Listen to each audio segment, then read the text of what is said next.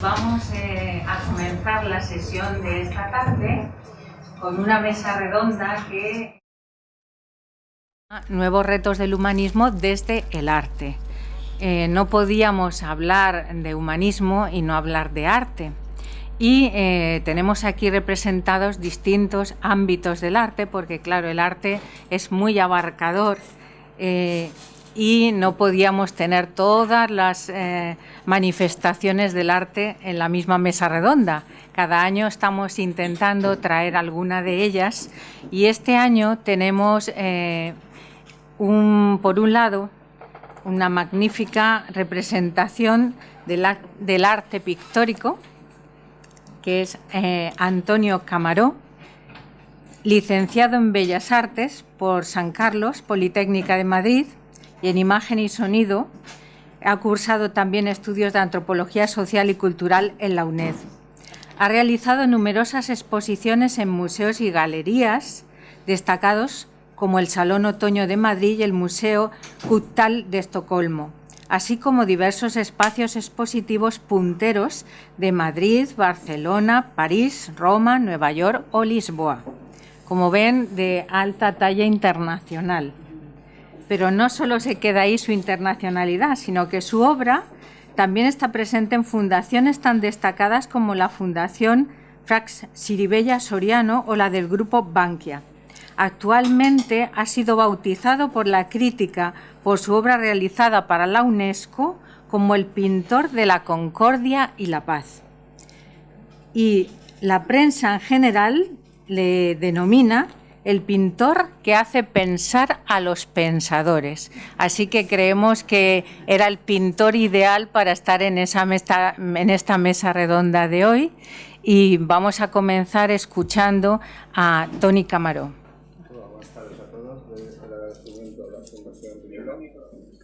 Hola, buenas tardes a todos. Doy el agradecimiento a la Fundación Rielo por su trabajo y por haberme invitado a este coloquio. Lo mío es pintar, me cuesta mucho hablar, pero voy a intentar ser breve y contar un poco lo que hago, ¿vale? O intentar un poco el arte y el humanismo. Ahora voy a presentar uno de los vídeos que me han hecho, que así veis mi estudio y un poco la motivación de por qué pinto, ¿vale? Sí, por favor.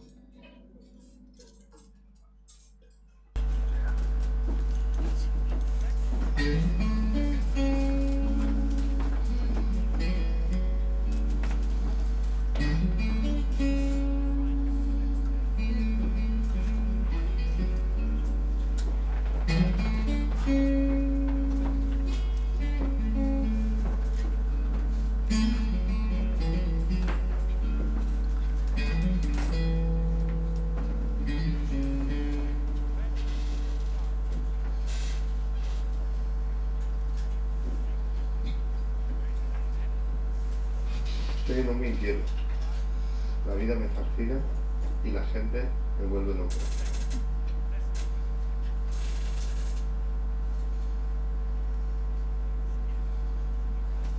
Así como cada mañana, cada día sale su sol, pues la vida cada día pues está llena de grandes oportunidades. Simplemente hay que estar abierto a vivirlas y a disfrutarlas.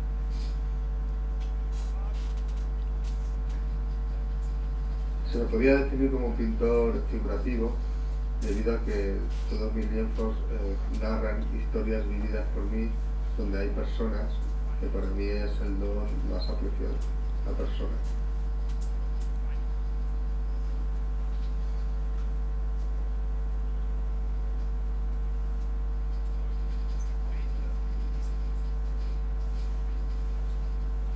Para que quede constancia del momento, primero me confieso mis bocetos en carboncillo para luego trasladarlo en mis lienzos y poder expresar toda su situación vital y esa sensación.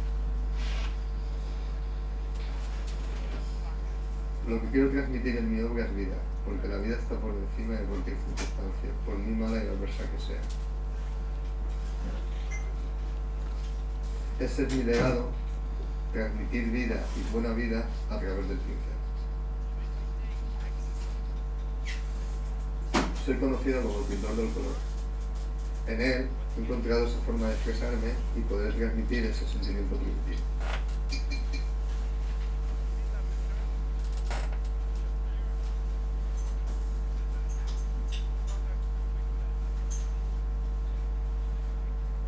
La técnica que utilizo es el acrílico y el óleo.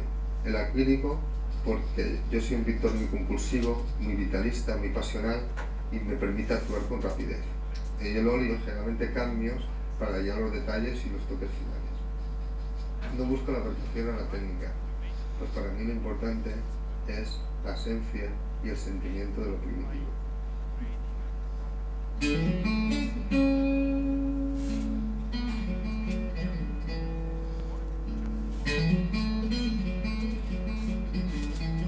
Mi pintura, sin la parte espiritual, no sería pintura, no podría pintar.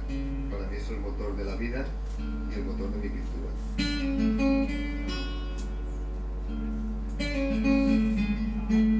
La fe me lleva a la felicidad y la felicidad me lleva a pintar eso.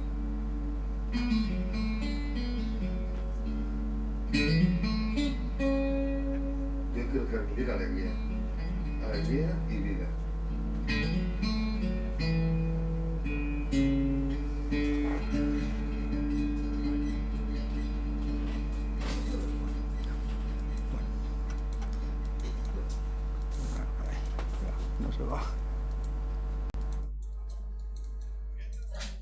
Bueno, en realidad es mi estudio y es mi trabajo.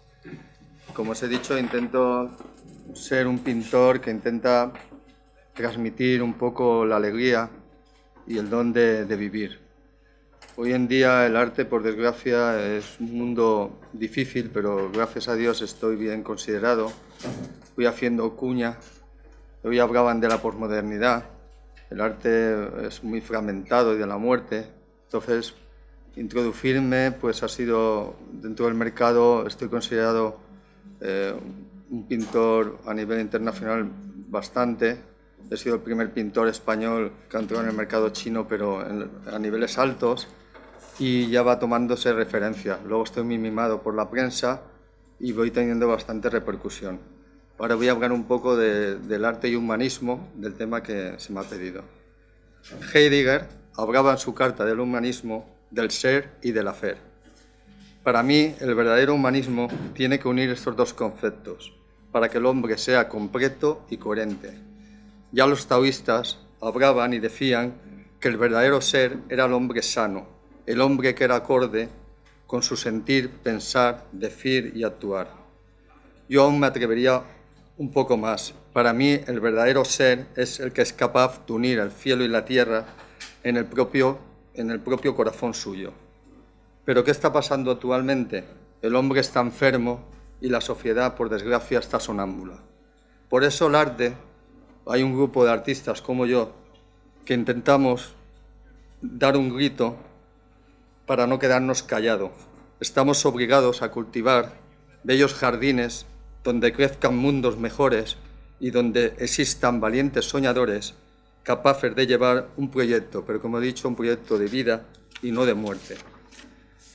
El ser es mucho más que un ente y como ser tenemos que enriquecerle en todas sus dimensiones.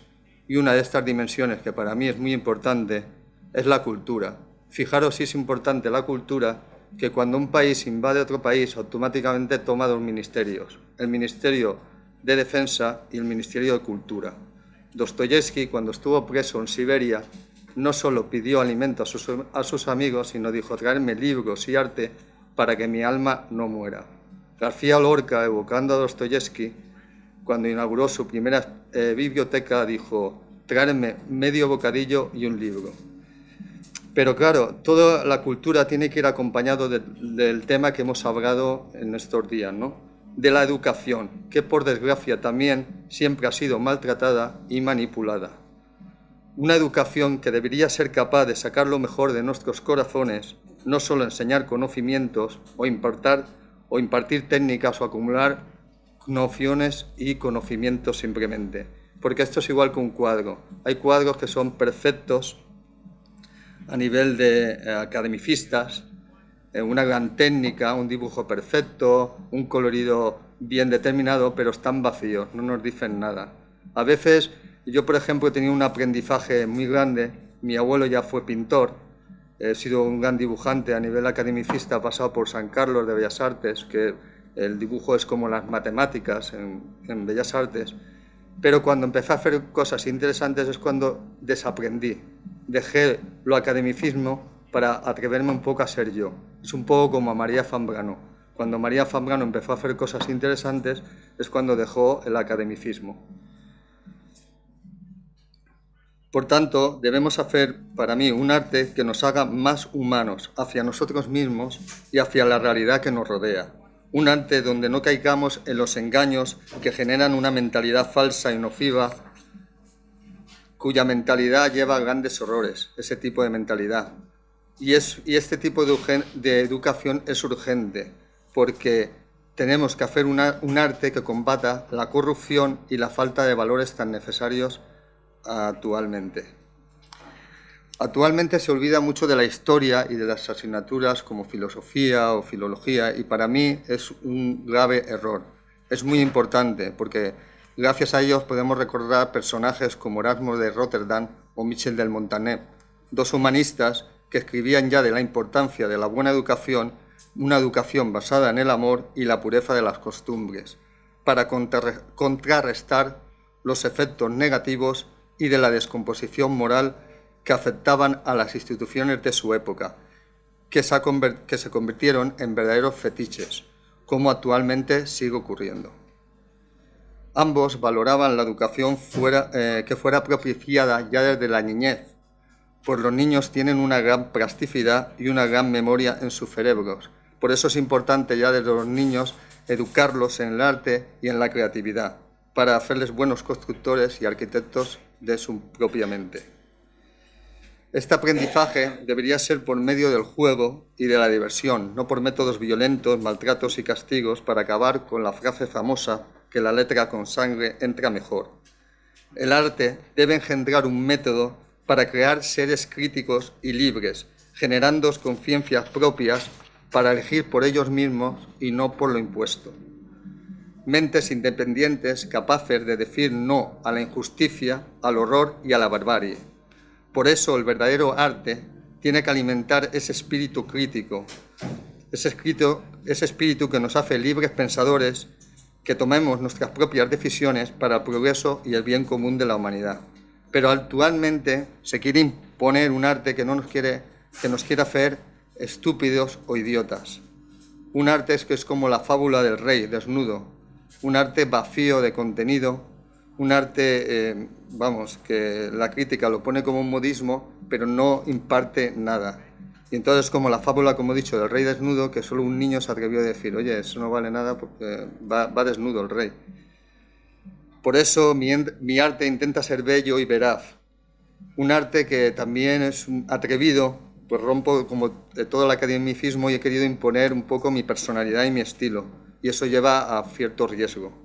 Como he dicho, que gracias a Dios ha entrado y está gustando por la crítica y las galerías de arte. Mi arte, como he dicho, intenta ser bello y veraz, pues la belleza, como decía el Premio Nobel de Literatura Alexandre Solzhenitsyn en 1970, la belleza cambiará el mundo. Intento que con este arte sea también un arte para todos, entendible como un tango, porque a veces se hace un arte que no se entiende, que es un arte muy elitista y se le quiere dar para una minoría. Un arte que conmueva el espíritu y nos haga recordar realmente lo que somos, seres que para mí somos seres maravillosos y que podamos ver en un instante toda la eternidad y la grandeza que somos. Por tanto, para mí el ideal que persigo es crear el hombre perfecto, haciendo un arte holístico, como el otro día se dijo, que cultive el cuerpo, la mente y el espíritu. La verdadera obra de arte no deja indiferente al espectador ni pasivo, sino todo lo contrario. Lo motiva, hace alquimias interiores, que luego se ve reflejado en su exterior.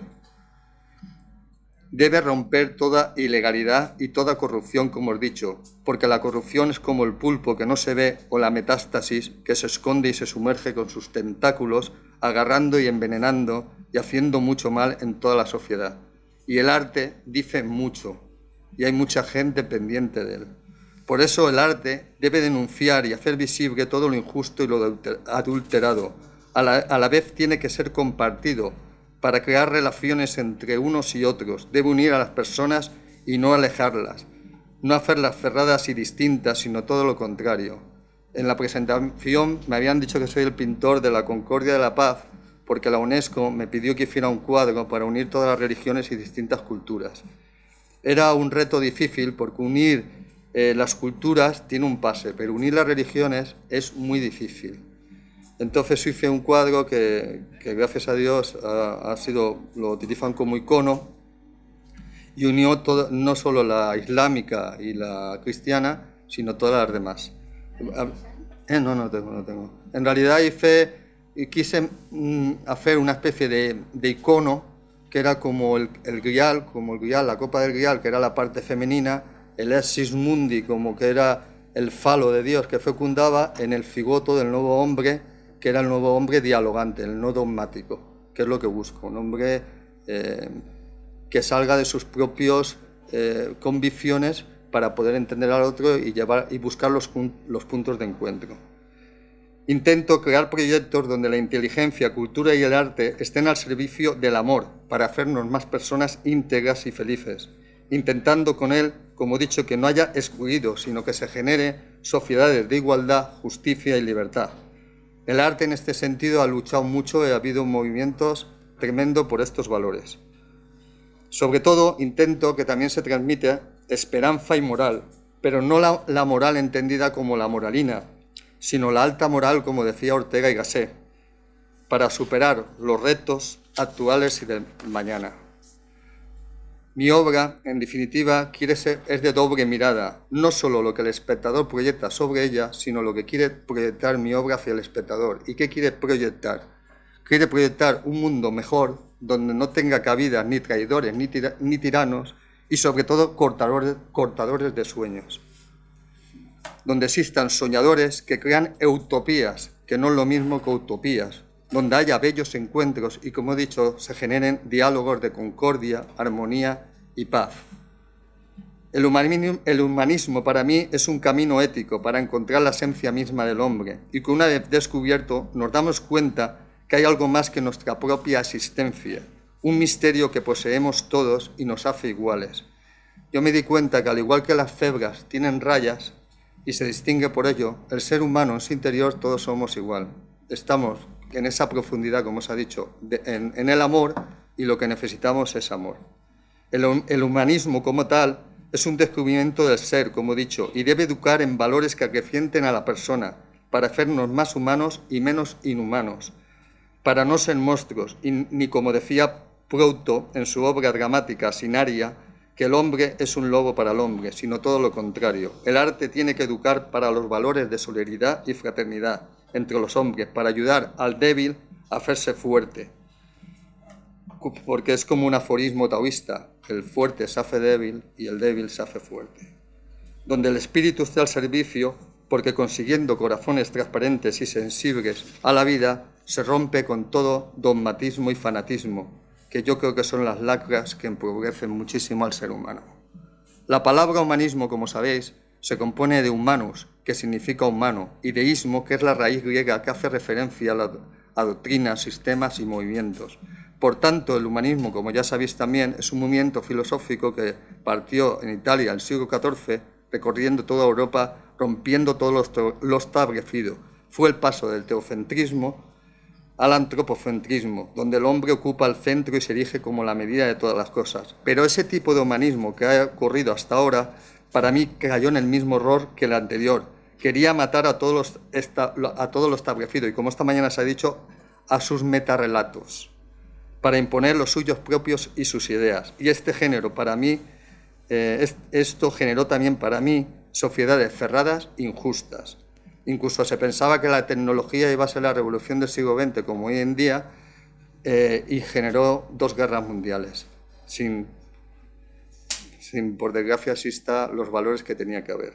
Para mí, el verdadero humanismo es como el que he dicho anteriormente, el que une al cielo y la tierra, pues el hombre sin espíritu está muerto y sin conocimiento o ciencia está castrado. O sea, que el verdadero ser es un todo que va más allá del mundo racional. Y ese es el arte que para mí hay que hacer, el arte, como se ha dicho hoy en día, del misterio. También el arte tiene que hacer al hombre centro y no a la economía. Por desgracia, el mundo del arte es un mundo donde prima mucho el dinero. Solo llega gente con un poder adquisitivo, por desgracia, alto. Los marchantes y el mundo de esto mueve tu arte a unos precios para que tome valor el arte. Y eso para mí es desastroso, pero es el mercado.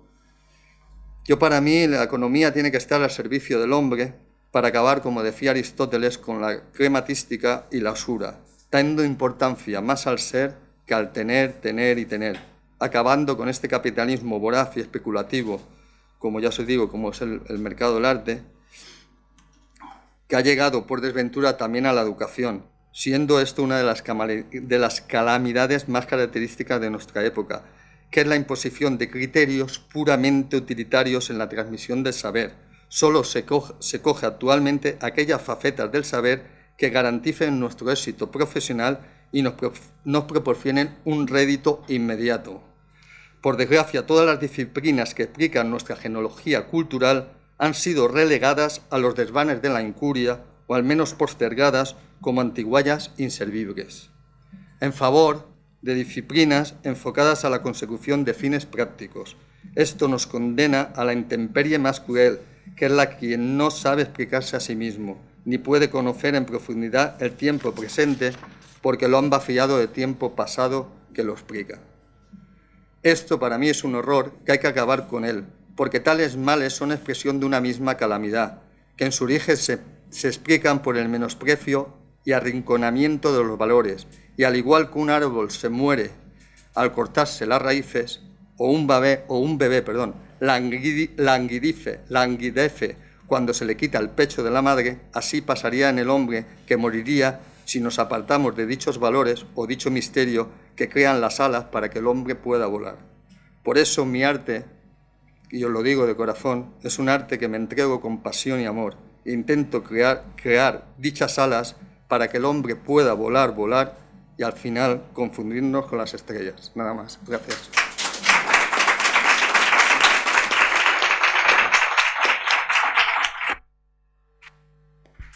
Muchas gracias, Toni. Verdaderamente en esta escuela hemos conseguido, yo creo que algo bellísimo, y es que artistas compartan expresivamente su arte. Nos ha pasado con Antonio Noguera, ganador del Premio Internacional de Música Sacra, Fernando Rielo, cuando él nos decía que era dificilísimo para un compositor expresarse. Ahora nos decía Toni, yo soy pintor, me expreso con todo mi ser, ¿no? Porque las manos es la expresión, ¿no? del todo el ser que está detrás reflejando ese arte. Pero, desde luego, la palabra te acompaña. No podemos decir que no, sino todo lo contrario. Se ve que está tu sueño, ¿no? Vertido también en ese lenguaje tan bello que nos has expresado. Bueno, pues a continuación nos vamos a centrar ya en una palabra, y en una palabra que se suele definir como inefable. Entonces, inefable, pero al mismo tiempo enormemente expresiva. Y esa palabra es la poesía, y en concreto la poesía mística. Hoy tenemos el lujo de tener en esta mesa en primer lugar, voy por orden de actuación, como se dice en las obras de teatro cuando todos son primeras figuras. En primer lugar, a José María López Sevillano, que él es el secretario permanente del Premio Mundial Fernando Rielo de Poesía Mística. Y a continuación tenemos a Izara Batres, que es la ganadora de este premio en su 36 edición, que fue la última, la del año pasado. Entonces voy a presentar ahora a José María, porque primero va a introducirnos él en lo que es el sentido de la poesía y en concreto la poesía mística, y en vínculo con el sentido que para Fernando Rielo, la concepción que Fernando Rielo como promotor, ¿no?, del Premio Mundial Fernando Rielo de Poesía Mística tenía en esa visión. Y después ya presentaré a Izara. José María, brevemente, ¿no?, porque ya le conocéis todos y mañana también va a intervenir en su conferencia, pero él es doctor en Filosofía y Letras, hizo la carrera en la Universidad Complutense, pero luego se doctoró en la Universidad de San Cristóbal de la Laguna con una tesis clásica, concepción categorial y extracategorial de la relación en Aristóteles, tema donde los haya metafísicos. Después se licencia en Filología Española y también en Teología. Él es, como decía, máximo especialista en la poesía mística y en la poesía mística de Fernando Rielo, dicho por todos sus críticos, y también en el pensamiento de Fernando Rielo, con el que él ha trabajado, como sabéis los que ya nos conocéis, durante años, digamos, codo con codo e idea a idea. Él es el presidente de la Escuela de Pensamiento, que está desarrollando los escritos inéditos en gran parte de Fernando Rielo, que se están dando a conocer, entre ellos el libro Concepción mística de la antropología, y como inédito lo traíamos caliente de la imprenta todavía, el Cristo y su sentido de empresa, de la colección de Apologética Forense. Tercer ejemplar y último de una trilogía con ese título, Cristo y su sentido de empresa.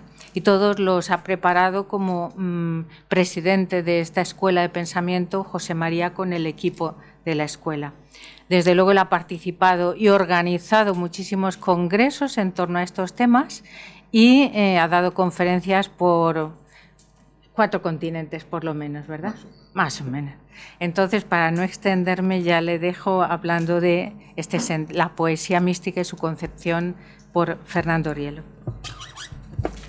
Buenas tardes a todos y a todas. Bueno, yo quería decir una cosa, que para mí ha sido un don, una gracia estar con Fernando Rielo durante 27, 28 años seguidos, ¿no?, trabajando con él, ¿no? Ha sido una gracia, no un merecimiento mío, no, en absoluto, ¿no? Ha sido una gracia. Yo he aprendido muchísimo, muchísimo de él, ¿no? Y he aprendido también muchísimo de otros, de la filosofía, de filósofos, literatos. Me ha hecho amar el arte, me ha hecho amar la poesía, me ha hecho amar pues tantas cosas, ¿no? Y por eso mi agradecimiento a Fernando Rielo. El ser humano como lo que es, no como lo que aparenta. Dice la Escritura que el ser humano mira las apariencias, pero Dios mira el corazón. Y es lo que nosotros, a imagen y semejanza de Dios, tenemos que ver en los seres humanos, el corazón, lo que hay detrás de lo que están diciendo. Aunque digan una tontería, aunque digan a lo mejor una herejía, que a lo mejor no quiere decir, o tiene su interpretación, tenemos que pedirle la interpretación, qué es lo que entiendes por eso, qué es lo que nos quiere decir. Es decir, tenemos que mirar al ser humano lo que hay detrás de este ser humano, lo que quiere decir. Y eso es a través del diálogo. Y el diálogo es escucha. Tenemos que escuchar. Tenemos que liberarnos de prejuicios. Decía Einstein que es más difícil romper un prejuicio que un átomo. Un átomo es fácil en comparación de un prejuicio. Estamos muchas veces llenos de prejuicios y mediante esos prejuicios vemos la realidad y vemos al otro. Y tenemos que quitarnos esos prejuicios para ver, ¿no?, la riqueza inmensa del ser humano. Bueno, aquí no tendría yo que hablar tanto, sino los artistas. Antonio como pintor y Izara como poeta. Pero bueno, como crítico puedo decir alguna cosa. Los críticos no somos los artistas, no somos los sujetos, ¿no?, que hacemos arte, ¿no? Pero sí nos admira el arte. Yo al revisar los poemas o los poemarios, no son poemas, el Premio Mundial de Poesía Mística son libros de poesía, ¿no? Los que se presentan. Al leer los poemarios, verdaderamente yo gozo de aquella riqueza que están expresando los poetas, ¿no? Con todos los libros tienen su riqueza, todos los libros tienen algo positivo, ¿no? Pero claro, no todos pueden ganar, solamente gana uno de todos los que se presentan, ¿no? Y eso, después de haber hecho una selección bastante fuerte, ¿no? Y con 3 o 4 procesos, y al final está el jurado, de tal forma que la obra que sale no es cualquier obra, no está el premio nunca preconcebido, nunca, ¿no? Sino que es al final, cuando el jurado determina, es cuando se decide la obra ganadora, de tal forma que las obras ganadoras del Premio Mundial de Poesía Mística, si se pregunta a cualquier miembro del jurado, y ha habido muchísimos críticos literarios, poetas que han sido miembros del jurado, les dirán que no ha habido absolutamente ninguna manipulación, sino un ejercicio analítico, crítico, de sensibilidad para detectar aquella obra que merecía ser la ganadora. Bien, ¿qué dice Fernando Rielo acerca del arte? ¿Cuál es la esencia, la naturaleza propia del arte? Fíjense bien, él tiene un neologismo, la palabra poes, con una comilla y una S al final, ¿no? Bien, el poes, él decía que es la esencia, la naturaleza del poema o de la obra de arte, no solamente de la poesía, de la obra de arte. Y pues viene del griego, raíz griega de poieo, que significa hacer, crear, ¿no? Crear. Dios es el poeta por excelencia, el poeta absoluto, digamos así. Ha creado el mundo de la nada. El poeta crea no de la nada, crea de muchas posibilidades que él vive, que él tiene, que él siente, que él vive, que él el mundo de las vivencias las expresa, las verbaliza, ya sea por medio de la palabra, ya sea por medio de cualquier arte, de la pintura, de la música, ¿no? Bien, pues el poes es ese momento de inspiración, de intensidad, de presencia. Fernando Rielo diría de presencia de lo divino, divina presencia, vivir, ¿no? Esa presencia, gozar de esa presencia divina del absoluto. El gozar de esa presencia divina del absoluto es un momento verdaderamente intenso. Alguien habla de la mística de la intensidad, André Malraux, pero habla de la mística de la intensidad, pero sin Dios. No se puede concebir una mística de la intensidad sin Dios, ¿no? Es el absoluto, lo concibamos como queramos concebirlo, pero es esa tendencia al absoluto, es esa apertura a la infinitud, al infinito. Eso es algo que está en todo ser humano. Lo podemos asfixiar, esa tendencia, ese absoluto, podemos mirar a otra parte, podemos sustituirlo por lo que queramos, etcétera, ¿no? Porque Dios nos ha hecho libres, el absoluto nos ha hecho libres. Y por eso, claro, de aquí nuestra responsabilidad también, ¿qué es lo que elegimos? El absoluto simplemente a secas o formar bien ese absoluto. Y formar no significa forma en el sentido estático, como se decía esta mañana. No significa eso, significa modelar. Es hacer bien, concebir bien, tener una visión lo más exacta posible del absoluto.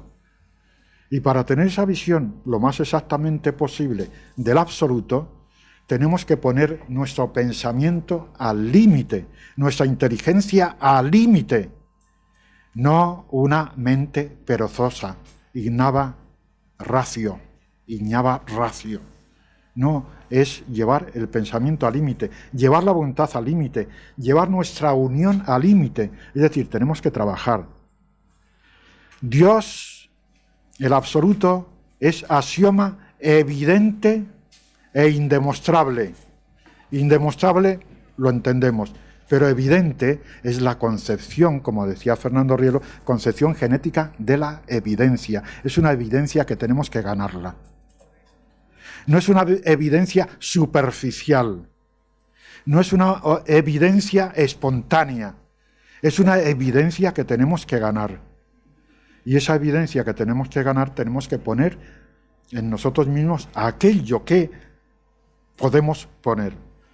Pero no obstante, para entender lo que es el poes, se decía antiguamente, Virgilio, el carpe diem, ¿verdad? Fernando Rieles dice el carpe deum.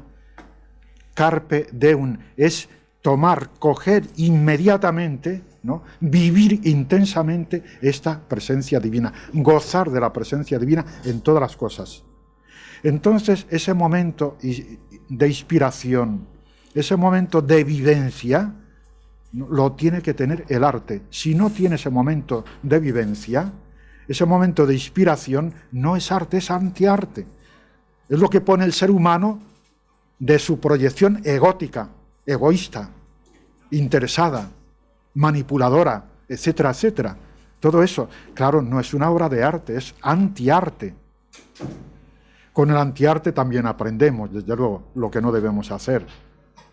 Tenemos que conocer el no arte, el antiarte, para saber verdaderamente lo que es el arte. O sea, que damos las gracias también a aquellos que hacen antiarte, ¿no? Y tenemos que verlo, tenemos que asumirlo para hacer esa crítica, pero una crítica siempre positiva. No despreciar a aquella persona que hace antiarte. No, no es despreciar. Es precisamente aprender lo que no debe ser el arte en nuestra naturaleza, digamos, genética, con natural, algo que nos viene con natural. Bien, pues, el poes, toda obra de arte tiene que tener poes. Esta obra de arte tiene poes. Este poema tiene poes. Tiene ese momento de intensidad, ese momento que carismatiza, ese momento que nos hace mejores, que proyecta vida, proyecta algo, proyecta sabiduría, proyecta sentimiento, proyecta emoción, proyecta tantas cosas.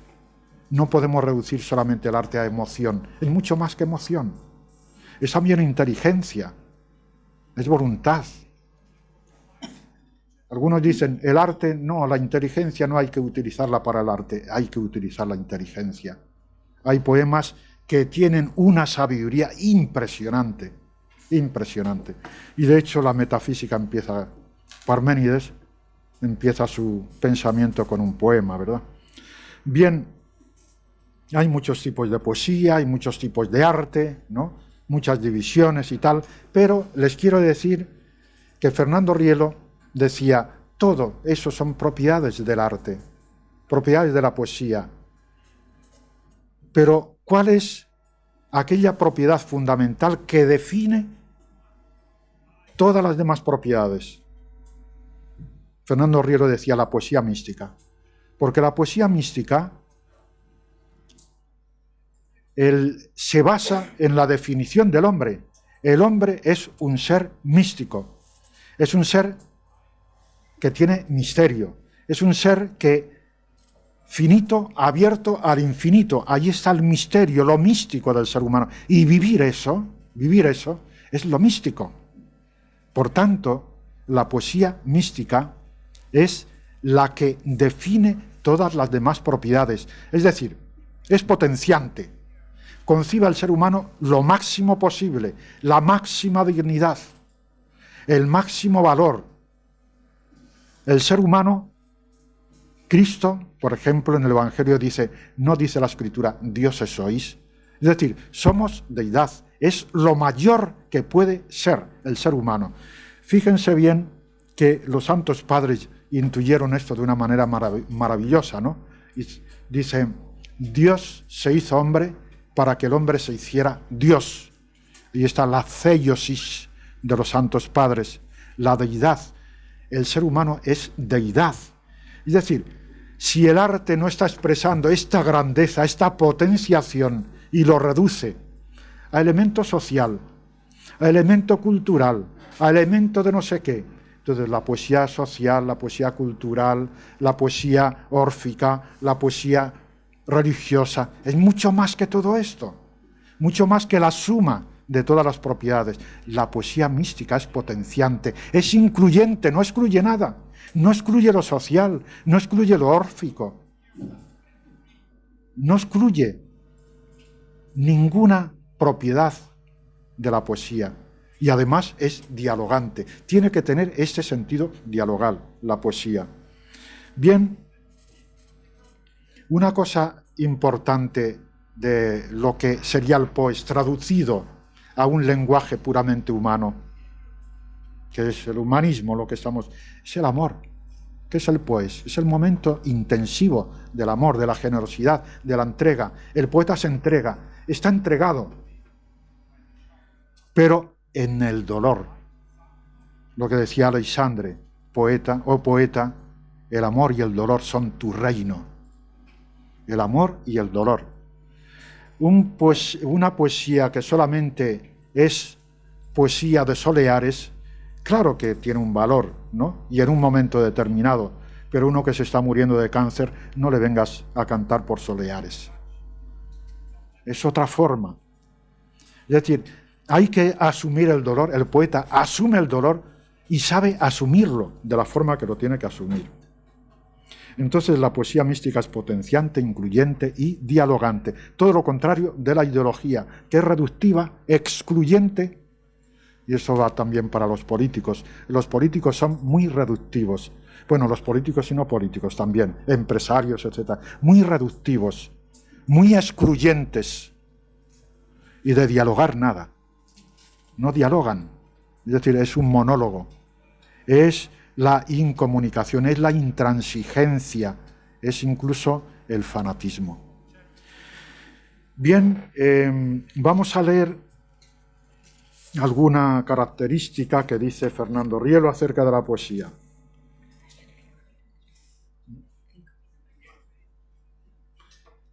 Dice en Transfiguración: tú eres, Dios mío, la poesía que deseamos escribir y no sabemos. Si tú quisieras mover nuestro dedo, serías el poema digno de tu nombre. Otro. Qué prodigio de vida y de poesía es el agua. Es que es poesía potenciante, incluyente, dialogante. Qué prodigio de poesía, de vida y de poesía es el agua.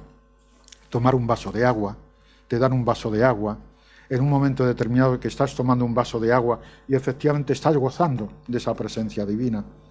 El traducir eso, expresar eso en poesía, ¿no? Expresar eso en la obra de arte. Dice, así el alma se dedicara más a la poesía que a mentir. Del cielo le darían las palabras. Y es que efectivamente hay mucho mal gusto, por eso no hay inspiración. Vemos muchas obras de arte que no tienen inspiración, ¿no? Creen los poetas que sí que tienen, o los artistas que sí que tienen inspiración, pero no tienen inspiración. Es decir, la inspiración la tiene que decir aquel que recibe, ¿no?, esa obra de arte. Si verdaderamente tiene poes, si realmente me toca, si realmente eso me hace mejor. Bueno, tengo aquí varias cosas, pero voy a leer un poema de Fernando Rielo, que también es poeta, aparte de pensador, ¿no? Y con esto termino, porque estaríamos hablando aquí varias, y no quiero en absoluto cansarles. Es el poema Más que verte. Dice el encabezamiento: entonces veremos cara a cara, de 1 Corintios 13:12. Dice así: no me conformo con solo verte, cuando exento de la muerte quede. Si bella sería la mirada, mi alma ahí quedaría triste. Triste como el ave estéril, que no tiene hijo, que su entraña llore. Triste, tan triste como ese cielo errante que solo contempla campos y ciudades y quizás oye multitud de radios. Triste, muy triste, como el niño que sabe del amor por las películas que a su curiosidad invaden. Triste, tristísimo, como ese grito sin mar, sin viento, grito con que grito eterno se ahoga, cual beso de vago existir que vive sin nombre. Ay, mi nombre ha sido vadearte en todos tus lagos, como hace el ala con un paisaje eternamente soñado en el centro del aire, y que dulcísimo juguetón revuelve. O como niño hace con su tren de reyes. Sí, cuántas veces me han recorrido tus auras y después, auras, lloradme. Me he despertado en mi cama de siempre, rama presta a caerse. Dios mío, mi destino es tenerte, no solo tocarte, como el cantante hace con su enjambre de notas. O tantos jóvenes que en el parque besos se reparten como bollos de feria y que su corazón digiere entre sedientos y melancólicos. Mi destino es, ay, viscerarme contigo, recrearme, ser más allá de toda soledad que el olvido atropelle en su cenital camino. No, no es solo verte como premio del látigo que he sufrido lo que yo ansío. ¿No es así acaso la aceituna para el olivo? ¿Y no es así el amor cuando ha nacido? Dios mío, que mi halle así me despierte.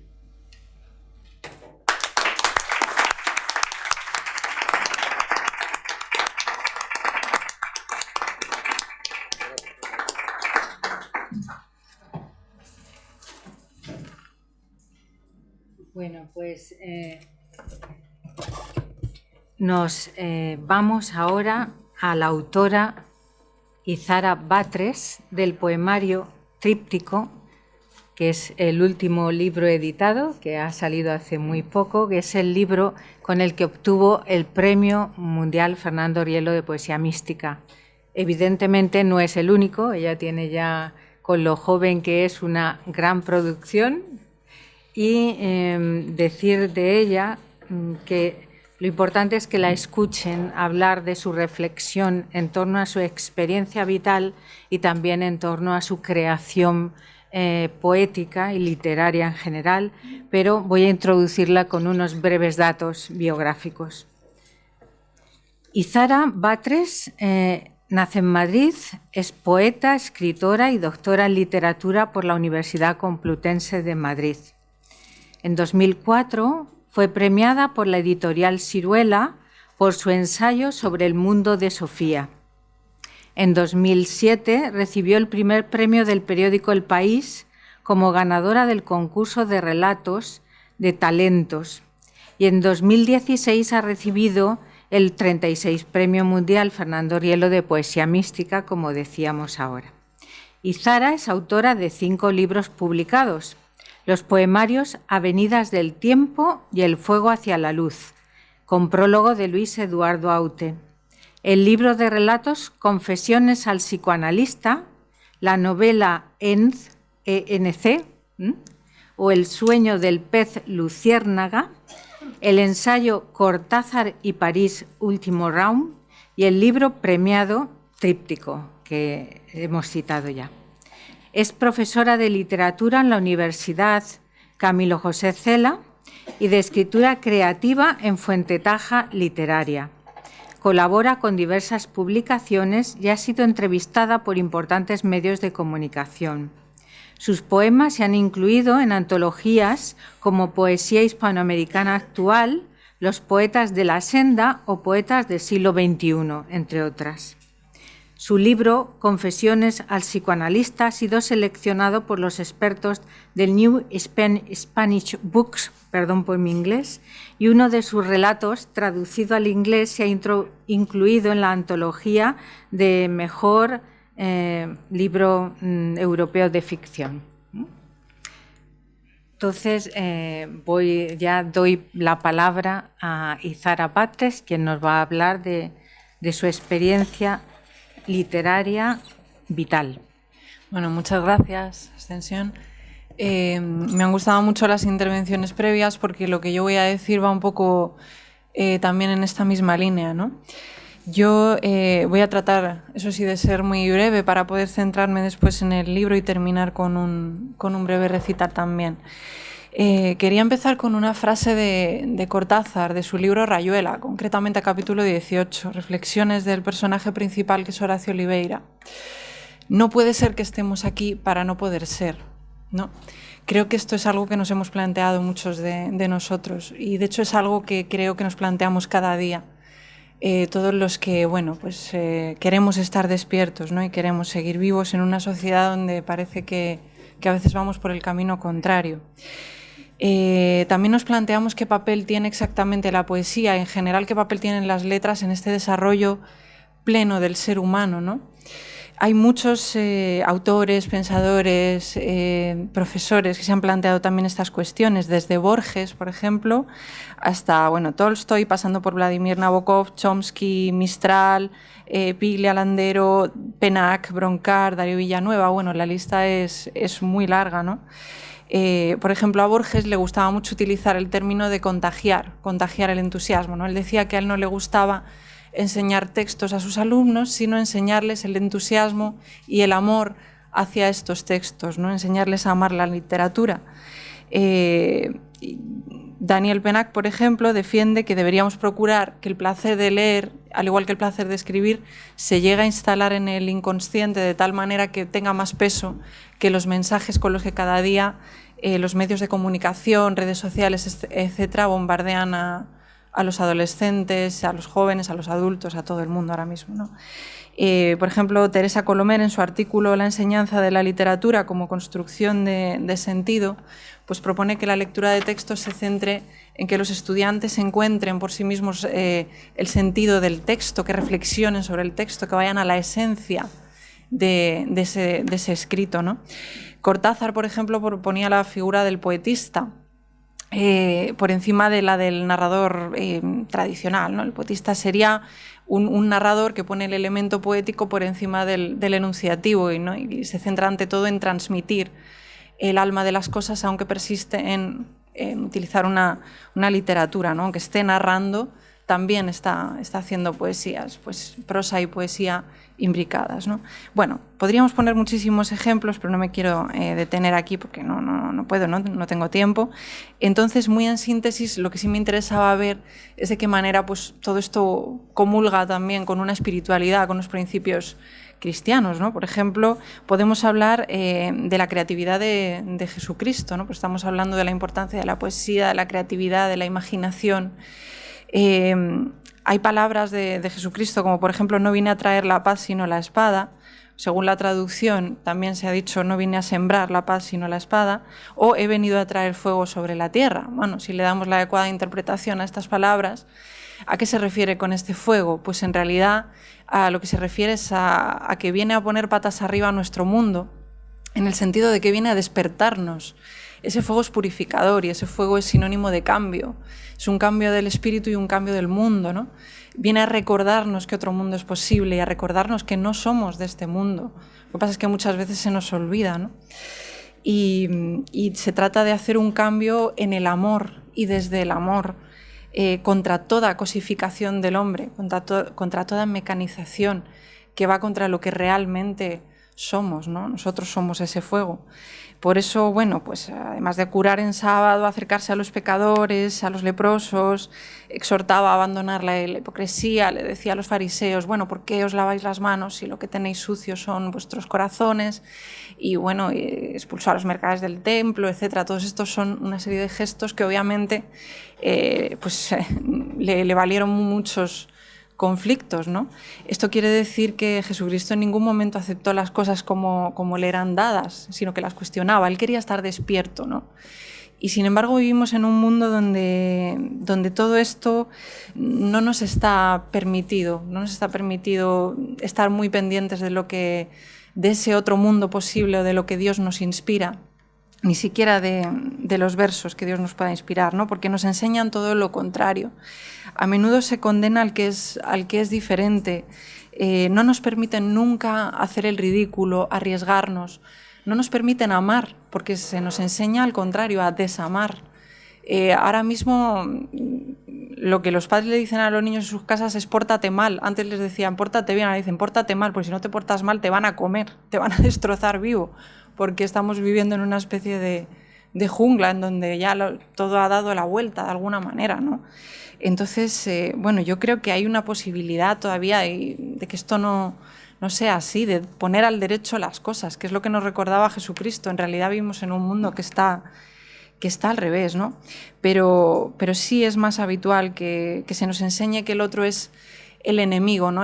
Ahora mismo es lo que se fomenta y el mensaje que se potencia, ¿no? Un darwinismo social bestial, incluso la iniciativa emprendedora se entiende así como darwinismo social, cuando no tendría por qué. Podría llevarse por el camino del humanismo, la creatividad, también la iniciativa emprendedora, pero todo interesa llevarlo por ese camino, ¿no? De la compraventa, la lucha contra el otro, yo te piso antes de que me pises tú, ese estar cerrados y estar a la defensiva, en lugar de estar abiertos al amor, ¿no? En lugar de arriesgarnos, igual que, por ejemplo, Jesucristo se arriesgó a amar hasta el infinito, a pesar de que eso conllevara la crucifixión, en definitiva, ¿no? A donde le llevó, pero él eligió la verdad, eligió su verdad, ¿no?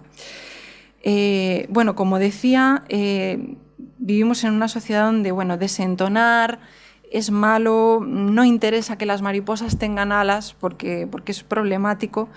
¿Por qué? Pues porque si vivimos en un mundo en el que nadie cree en sí mismo, nadie tiene la más mínima autoestima, nadie sueña, si todo el mundo se autocensura constantemente, si nadie sabe distinguir, si nadie tiene capacidad crítica, si hemos perdido la capacidad de soñar y de pensar, entonces tenemos un individuo destruido.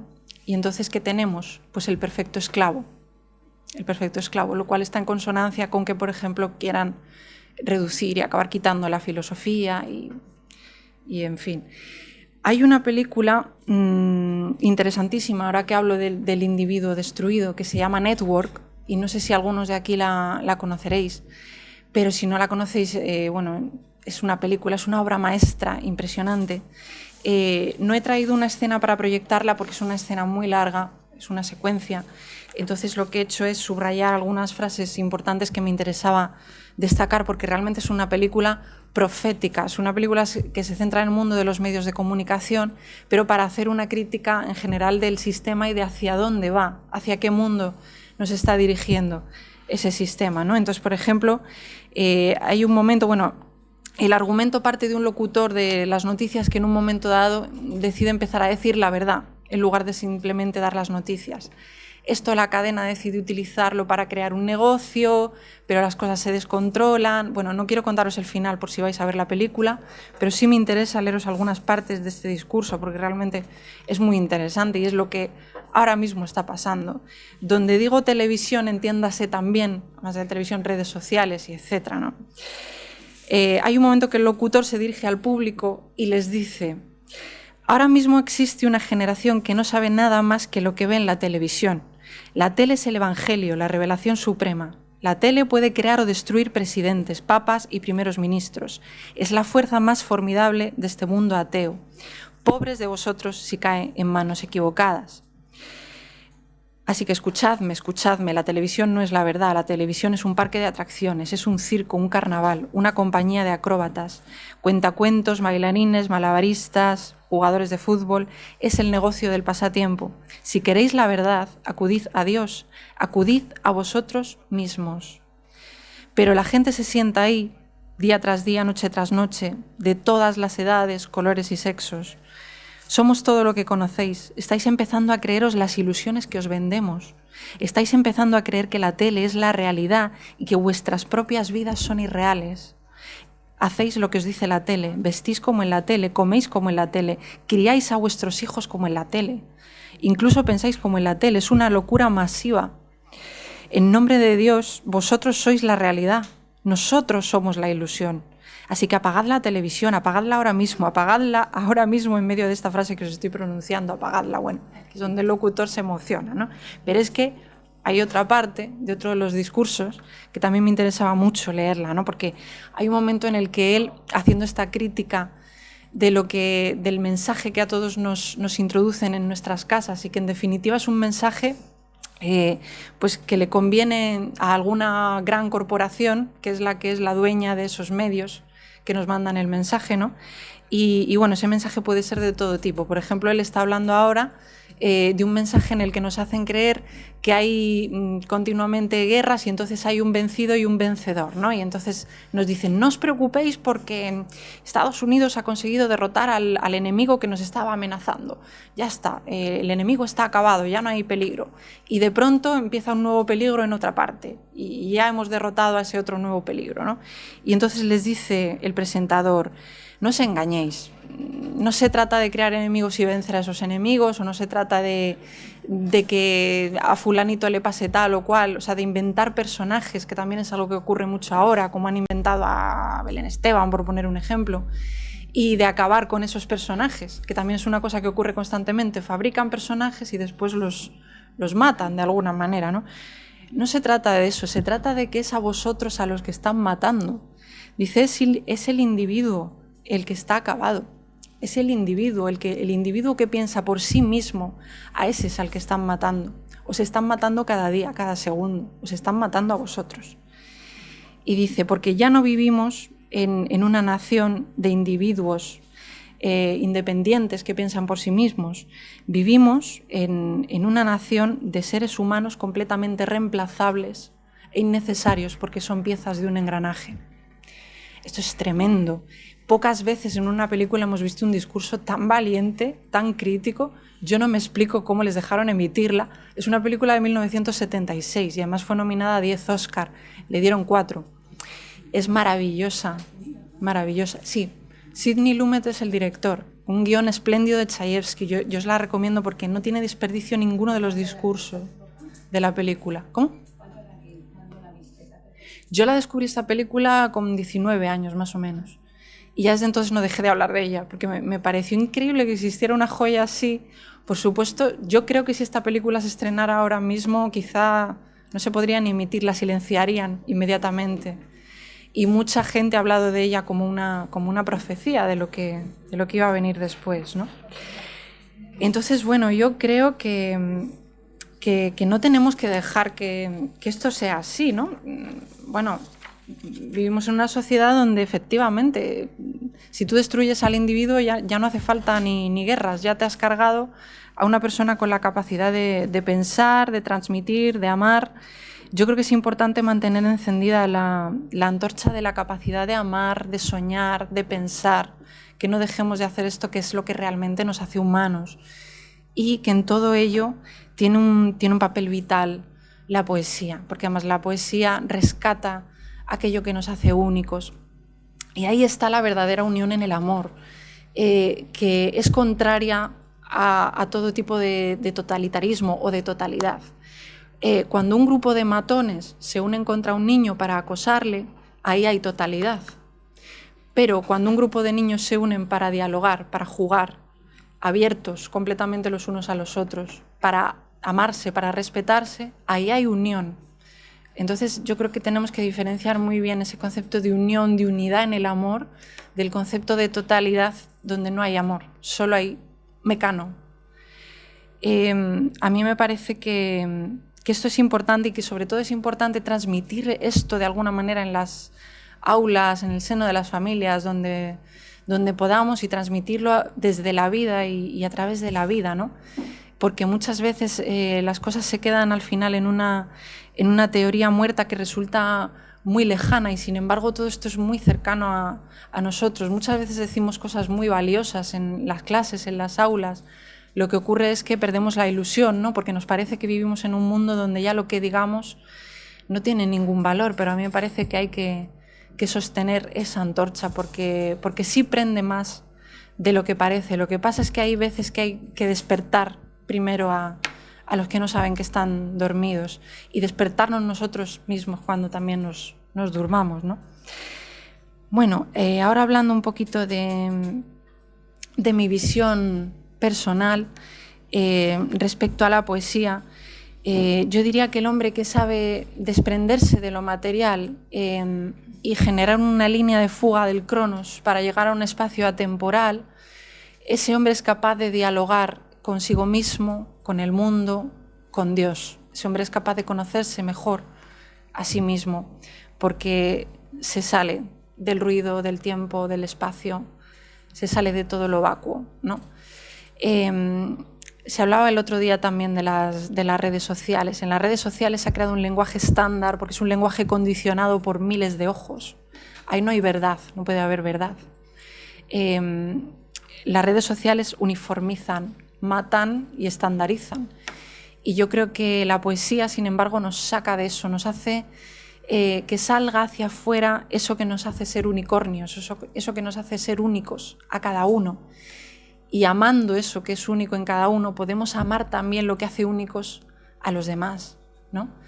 Y amarlo además sin límite, arriesgándonos a abrirnos, a pesar de los palos que nos puedan caer, porque si estamos dentro de un caparazón no hay comunicación posible, ¿no? Y la poesía aquí tiene un papel muy importante, ¿no? Yo comprendí que tenía que haber esta apertura al infinito cuando empecé a escribir poesía. Los primeros poemarios que escribí tienen un estilo concreto, cada uno. El primero quizá es más íntimo, el segundo es más tirando hacia el surrealismo. Cuando escribí lo hice después de una experiencia de dolor que tuve, muy intensa, una experiencia bastante límite, al menos para mí lo fue, que cuento en la carta introductoria en este libro. Y esa experiencia me hizo reflexionar sobre muchas cosas y me hizo reflexionar también sobre ese diálogo que tiene lugar con Dios a través de la poesía en un estrato atemporal, ¿no? Y sobre el sentido de trazar esa línea de fuga. Esta experiencia para mí se dio en 3 fases. Hubo una primera fase de negación, de desgarro, de rabia, en la que yo no aceptaba lo que me estaba pasando. Hubo una segunda fase de aceptación, en la que dices, bueno, llegados a este punto, o me empeño en vivir o me empeño en morir. Si me empeño en vivir, entonces tengo que abrazar lo que me está ocurriendo y tengo que transformarlo en luz, de la manera que sea, ¿no? Esta célebre frase ya de coge tu dolor y transfórmalo en arte, ¿no? Bueno, empecé a tomar ese camino y después hubo una tercera fase de aprendizaje y de una especie de iluminación, que fue cuando también empecé a ver la luz al final del túnel, ¿no? Entonces, bueno, no sé cómo voy de tiempo para terminar leyendo. Pues voy a terminar con unos poemas del libro. Bueno, a mí me gustaría, ya que vamos a terminar leyendo, pues que disfrutemos todos, poco en comunión con la poesía, de lo que la poesía mueve en nuestro interior, ¿no? Que entremos en ese trance mágico, porque la poesía es de alguna manera un incendio espiritual, intelectual, y nos mueve por dentro. Si no nos mueve por dentro, si no nos moviera no sería poesía, ¿no? Y entonces entrar en ese trance mágico siempre tiene mucha recompensa. Hay que dejarse ser plenamente y hay que dejarse bailar en esta danza que la poesía nos propone, ¿no? Y sobre todo disfrutarla como algo bello, como algo vivo. Bueno, voy a recitaros poemas de diferentes fases del poemario. Este en concreto es de la primera, que fue la más dura.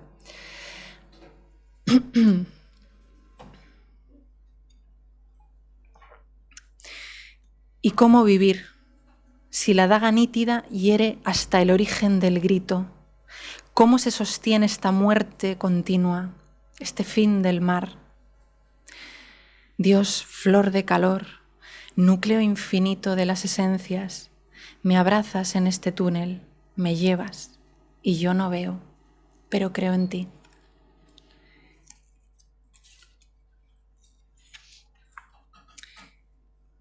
Este es un poema muy cortito. Oh, ¿hacia dónde? Dímelo tú. Recuérdame cómo se canta sin voz y alzaré de nuevo las alas.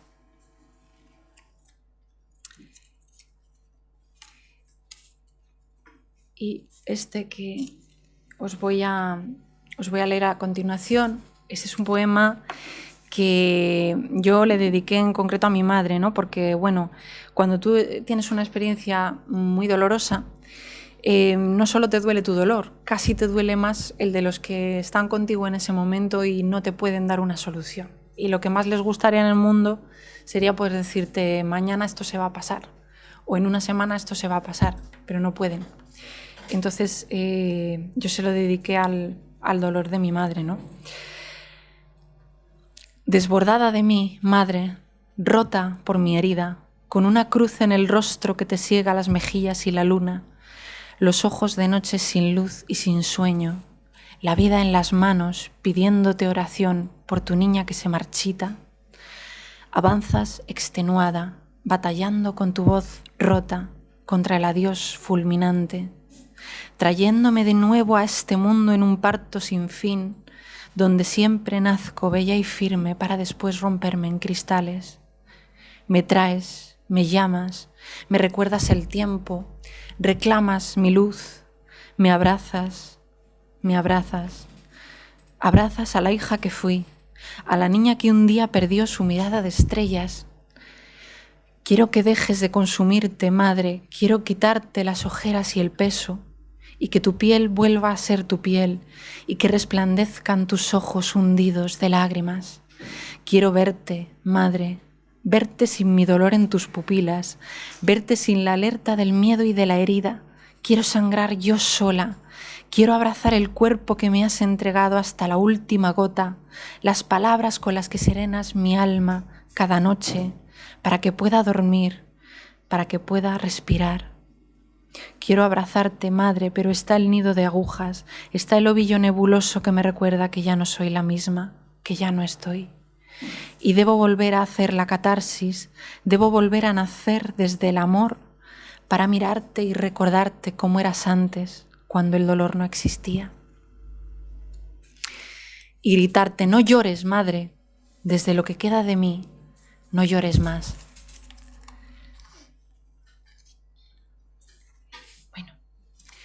Bueno, este poema yo siempre, este anterior que he leído, siempre se lo dedico ya no solo al sufrimiento de las madres en concreto, sino de todos los familiares que han tenido pues, experiencias dolorosas o un ser que las estaba padeciendo, ¿no?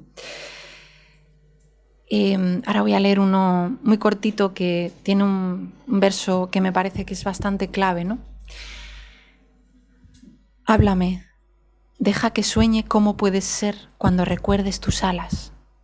Yo repararé las mías. Podremos volar. Esto de recordar las alas me parece bastante clave, ¿no? Porque creo que es una de las cosas que más nos recuerda la poesía. A veces nos olvidamos de que podemos volar y entonces es bueno que la poesía nos lo recuerde y es un medio muy bueno para llevarnos hacia la espiritualidad, hacia Jesucristo, hacia Dios en definitiva, ¿no? Pienso que parte de lo que siempre en todo lo que se enseña en las escuelas tendría que haber una parte de poesía o al menos de concepción de enfoque lírico, ¿no? A la hora de hablar, de transmitir ciertos valores, porque creo que así llegamos más al corazón. Voy con el quinto. Este es un poema en el que ya empezaba a vislumbrar una luz de esperanza, ¿no? Ya amanece, sutil regazo de la enredadera, días de musgo y sed al final de una noche de siglos. Ya tengo dedos en las manos, ya puedo andar. La aguja, que aún no ha perdonado al bucle del dolor, quiere dejarme beber del agua que tú bendijiste, y me desaloja, me libera. Me pregunto si podré subir, llegar al otro lado.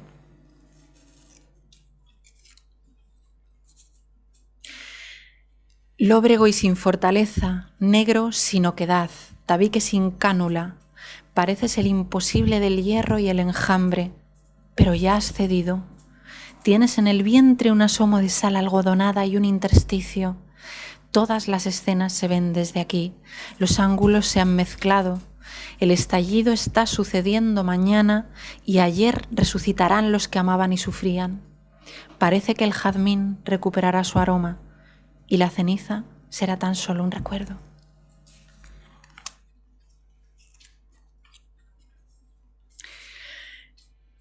Luna del balcón de amor, al despertar quise ver el rumor del agua y el viento. Un eco del huerto claro en el oro de abril inauguró el verso. Tardes eternas de grana y luz que funden sus sueños de infinito en el algodón del cielo.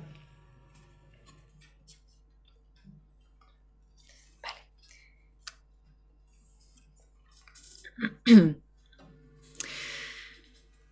Eco de tambores en el ocaso. El campo se ha dormido. A lo lejos apenas el corazón de un cascabel. La voz de las flores ya late hacia el infinito. Mira las palmeras en su danza telúrica. Diálogo violeta de la luz con el delirio del sueño. Cuando se apague el horizonte púrpura, la noche llegará cargada de estrellas. Una gaviota única cruza el ámbar. Puedes sentir la mirada de Dios. La aurora llegará en llamas para despertar al niño y el hombre sabrá quién es y será más que carne y sangre. El fuego del último sol conoce el lenguaje de las aves. Su voz es amiga del aire y de la nube. Duerme, duerme río de dolor al final del silencio. Todo está en calma. Bueno, me quedan dos, ¿me da tiempo? Sí. Que no quiero alargarme. Guayaba del cielo y maíz del mar. Cuando las nubes llueven su sangre rosa, los muros son tan blandos como la burbuja de tiempo. Y puedo romperlos y puedo atravesarlos y escribo las letras del amor en la raíz de la música. Y por las lagunas de almendras pinto con el jugo de una granada. Hago ruido, hago mucho ruido para ver si así despierto el latido del mundo que una vez quisimos ser. Bueno, y ahora ya este último, que creo que se nota que es de la última fase. Ha llegado por fin el alba de la ensenada. Se tiñen de esmeralda las circunstancias y los caminos. Vuelve a brillar el cauce de los ojos que no veían. Y el canon resiste, permanece. Nace un día distinto con su luz de caracolas. La música se renueva. Vivo otra vez.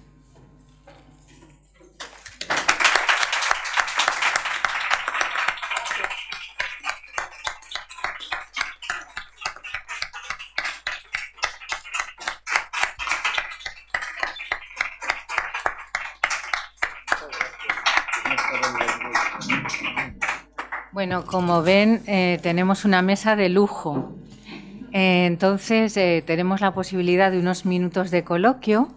Entonces, pueden, seguro que no han tenido ocasión de tener artistas y críticos de la categoría que tenemos aquí, así delante para poderles preguntar. Entonces, aprovechen la ocasión para preguntar sobre la creación pictórica, poética y sobre la crítica literaria, que también es poeta. No lo ha dicho, pero también es un gran poeta, José María.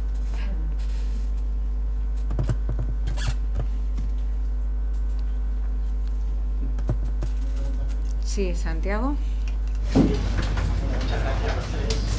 Yo creo que una de las que se mencionó aquí el primer día, Antonio López, el pintor de mi pueblo, y él concretamente me ha recordado todo lo que habéis dicho, porque una de las mejores formas de expresar el humanismo es a través del arte, de la creatividad.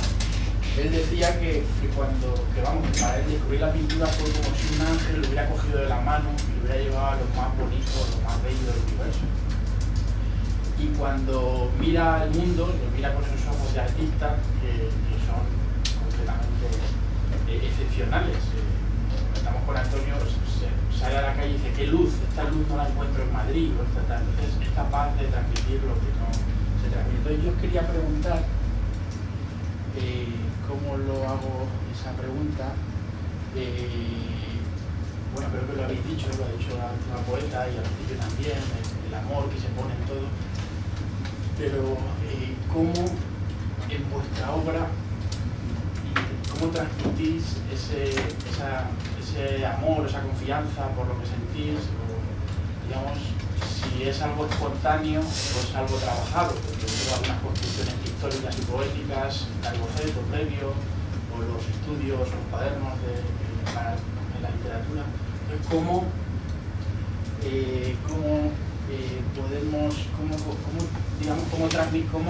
si es muy trabajado, si el camino es muy largo, hay un camino de inspiración, ¿cómo es ese proceso para vosotros?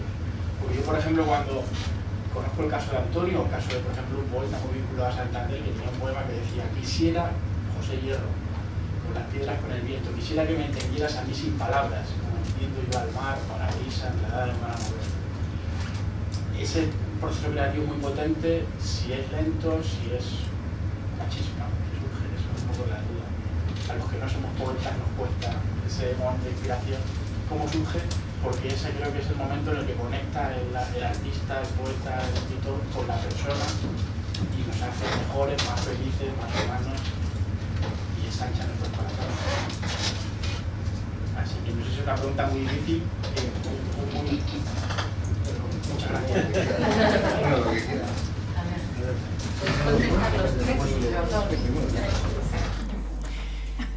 Bueno, en mi caso yo siempre hablo del trance, el trance poético, porque pienso que sin eso es muy difícil realmente llegar al alma de las cosas, ¿no? Hay unos versos que dicen, soy un pulso herido que recorre las cosas del otro lado, ¿no? Bueno, también se habla de participar en la esencia de lo que ves, ¿no? Lo que decía Keats, si un gorrión viene a mi ventana y picotea, pues yo me pongo a picotear con él, ¿no? O sea, yo empatizo con la otra entidad, me penetro en ella y entonces intento sentir las cosas desde ella. Yo creo que de eso se trata mucho en la poesía, de participar de todo lo que te rodea, participar del alma de las cosas, ver en las cosas, incluso en una farola, entrar, abrir brechas, ¿no? Es muy importante también abrir un intersticio a través del que se cuelen cosas, ¿no? Esto, pues aquí interviene la intuición pura y yo siempre digo que hay que dejarse un poco llevar por esa danza y entrar en el trance lírico y dejarle que te lleve lejos. Y después ya se trata de una dialéctica intuición pura razón, en donde la razón tiene que colaborar con esa intuición, no en ningún caso mutilarla o censurarla, sino colaborar con ella para que la una y la otra compongan un trabajo, ¿no? Poético. Bueno, ahora le paso... Ah, no, perdona, que ya tienes. En realidad es como ha dicho mi compañera, que es como un trance, es como si fuera una catarsis, estás aducido, llega un punto que el espacio y el tiempo se pierde, la dualidad también, se te pasan las horas y te parece que haya pasado 5 minutos, y luego es como un parto, porque en realidad te tiras a lo mejor 7 horas pintando, no te has dado cuenta en ese proceso y acabas reventado, o sea, con un dolor de espalda, porque se te ha ido el tiempo, el espacio y la forma física. Es como yo lo vivo y lo vivo de esa entrega, y creo que es el momento más álgido, y creo que es la diferencia entre arte y un oficio.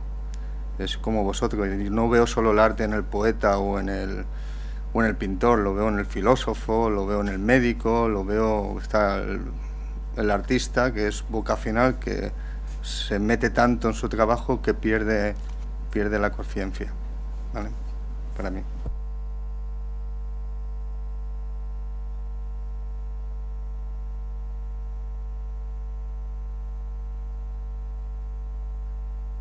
Reconocer que a mí un momento me fascina, quizá porque yo soy lo antitético al arte, ¿no?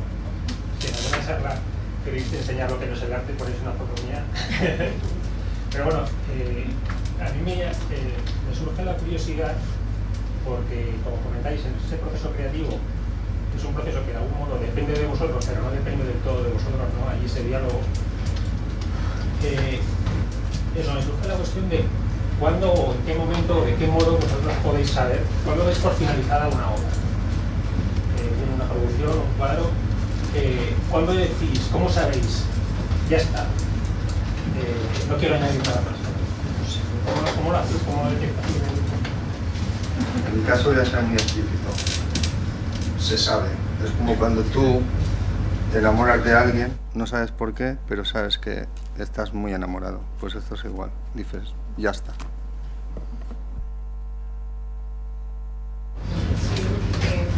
Yo estoy un poco de acuerdo, porque realmente es así. Es como lo que decía Cortázar, ¿no? Dice, como si en el amor se pudiera elegir, como si no fuera un rayo que te parte en dos y te deja estaqueado en medio del patio. Pues es un poco así. Sí que es cierto que algo en ti intuye que eso ya está. También es cierto que yo recomiendo mucho en los talleres que doy de escritura creativa, por ejemplo, recomiendo hacer lecturas en frío cuando pasa un tiempo después de que hayas escrito una cosa, para que tú mismo lo leas como si no lo hubieras escrito tú, ¿no? Y quizá en ese momento tengas más claro si realmente eso te llega y si está. Creo que las dos cosas son... Y un poco al hilo de lo que han hablado las dos personas que han intervenido, pues yo comprendo esos momentos de éxtasis, el momento de la creación, de la creatividad, que os elevan a Dios y os hacen volar, volar y volar. Pero la pregunta es que al contemplar la obra, el espectador, o al leer el poema, el que lo va a consumir, el lector, como a él, sobre todo la pintura, porque la lectura del poema, reflexionándola, desde luego, sin duda que eleva. Pero en la obra del pintor, ¿cómo le pueden suscitar esos diálogos de concordia, armonía y paz? Al contemplar una pintura, por ejemplo, las maravillas que tú nos has mostrado, desde el punto de vista artístico, por supuesto, lo valoras, pero de ahí a elevarte, claro, la belleza ya es una cercanía a Dios, y yo creo que siente la belleza el que la lleva dentro. Para sentir la belleza hay que llevarla dentro. Pero yo no sé si a un profano le acerca a Dios. Esa es la pregunta. Vale, para mí la respuesta te va a parecer algo fuerte lo que te voy a contar, pero es una experiencia que viví. Yo me he entregado, mi camino es mi familia, pero mi base es Dios. Yo cuando cogí esta vocación, estas vocaciones son muy duras, porque es como un corredor de fondo. Vivir de la pintura es duro, no, lo siguiente. Es un poco como el filósofo o tal, son vocaciones muy duras. Entonces yo aposté por ella por la fe en Dios. Yo en la oración tuve una cuestión de saber para qué mi vida iba enfocado. Yo era una persona triunfadora, con 22 años yo hice ingeniería, Bellas Artes, estudié Bellas Artes a escondidas, porque en mi casa querían que hiciera ingeniería. Yo hice las dos carreras a la vez, pero lo mío era pintar. En esa intimidad con Dios, rara avis, yo me iba a oratorios donde no había nadie, y en esa intimidad a Dios le pregunté cuál era mi camino. Él me mostró, o mi voz interior, mi imaginación, aunque parezca un poco de locos, pero fue la verdad, me hizo mirar para abajo y vi un mundo muy oscuro. Me acuerdo que me puso en esta mano unos pinceles y me dijo, pinta como un niño, que es mi tipo de pintura, pero pensada, que no es que sea fácil, sino todo lo contrario, porque es una crítica a la sociedad, y que pintara eso de colores. Conocí una monjita, Sor Rosa Díaz, que me apoyó totalmente y oraba, y entonces yo hice una prueba. Yo dije, si esto es verdad, Dios, tú no puedes tener límites, ¿vale?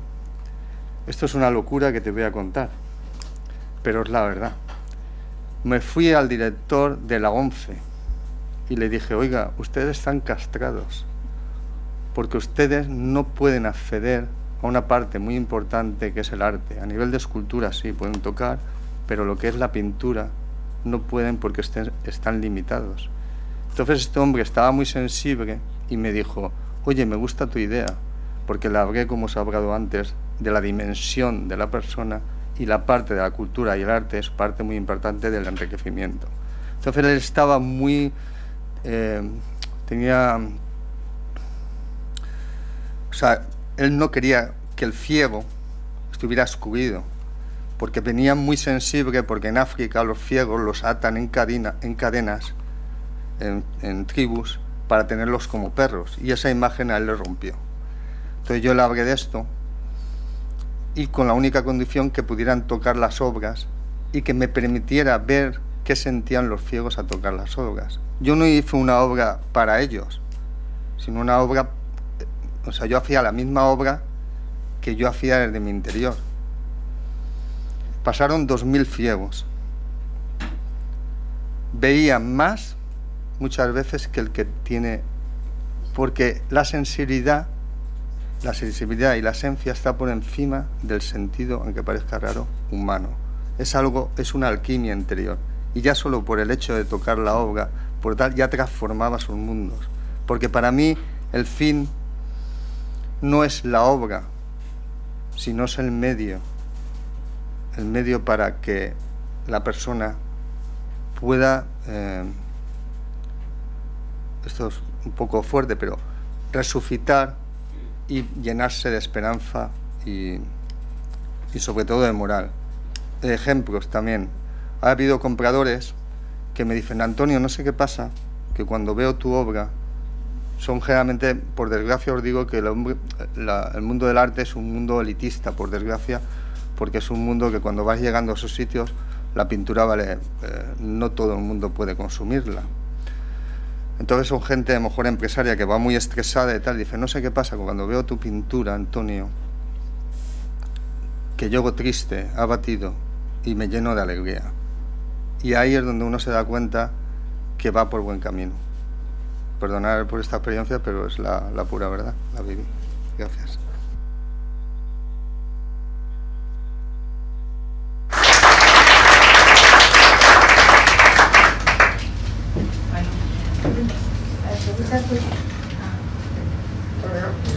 Es que antes de, yo creo, de descubrirlo, te digo así, a lo mejor no te he entendido bien, pero te voy a decir lo que pienso y te pregunto.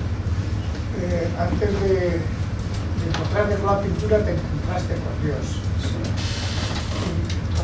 Y Dios te llevó a la pintura. Sí. Creo que hacer eso. Eso es. Entonces, te agradecería que me dijeras cómo encontraste a Dios, qué pasó. Pues ahora te digo, yo tuve la suerte que de bien pequeño, fíjate que mi padre fue matemático, era ateo, mi madre era profesora de latín, viví en un mundo a nivel intelectual formado, nos educaron muy bien y nos educaron con una conciencia muy libre. Jamás habló de Dios en casa, pero siempre me respetaron. Y yo de bien pequeña tuve la gran suerte de tener una madrina bueno, es una empresaria valenciana, que era muy afín a Dios, y entonces yo de pequeño me iba con ella, me hablaba y me interesaba. Y yo rara vez he sido un niño muy tímido y muy sensible, y siempre me he refugiado en las faldas de Dios. Mis secretos, mis inquietudes, mis lloros, mi desamor, todo ha sido, desde bien pequeño ha sido como mi baluarte, viviendo, ya te digo, en un ambiente que no era propicio, todo lo contrario. Mi padre era un hombre ateo, un hombre vinculado, no te diría a la masonería, pero sí vinculado a las ideas muy libres pensadores, pero jamás se me metió, ni me animó ni me desanimó. Pero ya te digo, ha sido siempre mi baluarte y en mi acercamiento a Dios. Por eso te digo que el arte, me he dado cuenta que es un arte muy estúpido actualmente en el mercado, y cuando vas entrando en el mundo profesional, te das cuenta que está muy vacío de contenidos. Es muy difícil, incluso cuando tú dices que eres cristiano, o tienes que decirlo de forma muy carismáticamente, porque si lo dices claro te cierran enseguida las puertas. Es un mundo que no tengo nada contra el mundo gay ni nada, pero es un mundo que basta que huelen a algo cristiano o algo de Dios, automáticamente hay gente que desconoce en realidad estos caminos y enseguida lo cortan. Y como he dicho, el mundo del arte y el mundo de la cultura tiene una fuerza tremenda. Así como la voluntad política tiene una fuerza tremenda, el mundo del arte y de la cultura tiene una fuerza de transformar una sociedad. Entonces lo quieren manipular, y el cristiano o la gente que va hacia Dios y quieren taparlo. Yo he aprendido a decirlo carismáticamente y de llegar de esta forma, porque hay que ser astutos. ¿Y en tu familia ahora? No, mi familia nunca se ha metido. Ahora, tus hermanos, nunca se han metido. Nunca, ya te digo, ellos han sido, como he dicho, ni me animaron ni me desanimaron. Siempre me han dejado ser yo. He tenido la gran suerte de tener unos buenos padres y una mujer que me acompaña.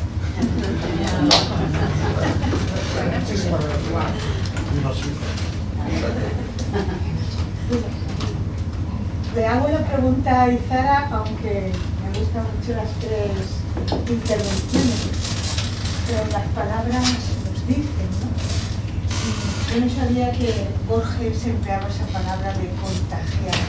Esta mañana nosotros hablábamos, los filósofos, de todo lo que explica Ortega sobre la pedagogía de la contaminación, por desterrar palabras como inculcar valores, recalcar, se contagia. No sé, la pregunta para que me la puedas contestar, ¿no es eso el éxtasis? Porque has empleado palabras como intuición pura, pero el éxtasis, un filósofo que diría, se necesitan tres críticas, ¿no? Las tres críticas de Kant y todo. Has empleado palabras como participación. Sí, yo sí creo que esas palabras efectivamente tienen que ver con la metafísica. Lo que pasa es que, claro, yo lo he interpretado desde la poesía y desde el punto de vista más espiritual, yo creo, que intelectual, aunque también participa en los dos terrenos. Y yo sí pienso que está relacionado, sí, por supuesto, o sea, lleva hacia ahí, ¿no? Y de hecho es que eso es el misticismo, ¿no? O sea, entonces yo sí pienso que a través de ese trance poético, de alguna manera, es desde donde mejor se llega a ese éxtasis. De hecho no creo que haya otra manera de llegar, ¿no? Yo creo que Santa Teresa, cuando hablaba de esas imágenes que ella veía, de esas experiencias que ella tenía, ella estaba en trance cuando esto le ocurría. Entonces, bueno, tú eso lo puedes dirigir hacia la escritura, lo puedes dirigir hacia una meditación de una intensidad cada vez más vibrante. Hacia donde lo dirijas ya dependerá de qué recorrido quieras tú hacer, ¿no? Pero sí pienso que, por supuesto, es el punto de partida, y sin tener en cuenta esa intuición pura, que también está en nuestra esencia, está muy en nuestro núcleo, no existiría nada, no seríamos humanos, ¿no? Por eso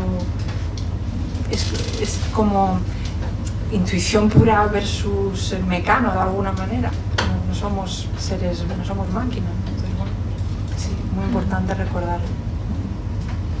María Fernanda y luego... Bueno, muchas felicidades a los tres. La verdad es que nos habéis hecho mejores, ¿no? Como vosotros habéis dicho, en relación con las obras de arte, que te ensancha el corazón, que te eleva, que te hace mejor. Bueno, yo creo que lo habéis transmitido, lo habéis conseguido respecto de vosotros. Es una pregunta que tiene que ver con el valor, tanto digamos educativo, como con el valor terapéutico, porque yo creo que la terapia y la educación tienen mucho que ver entre sí, cuando se habla del espíritu, ¿no? Que tiene el arte, sea poesía, sea pintura. Ayer en la película que pudimos ver, dedicada al carisma de Fernando Rielo y de su persona, se mencionaba algo que él nos decía, que era la penitencia específica que nos ponía a hacer poesía para engrandecer nuestra alma, para educar nuestra mirada, pero no sé, si queréis comentar vuestra experiencia de eso, no solamente una teoría, sino vuestra experiencia en orden a lo que comporta de terapia el arte, ¿no? Y de educación del espíritu. ¿Quieres empezar?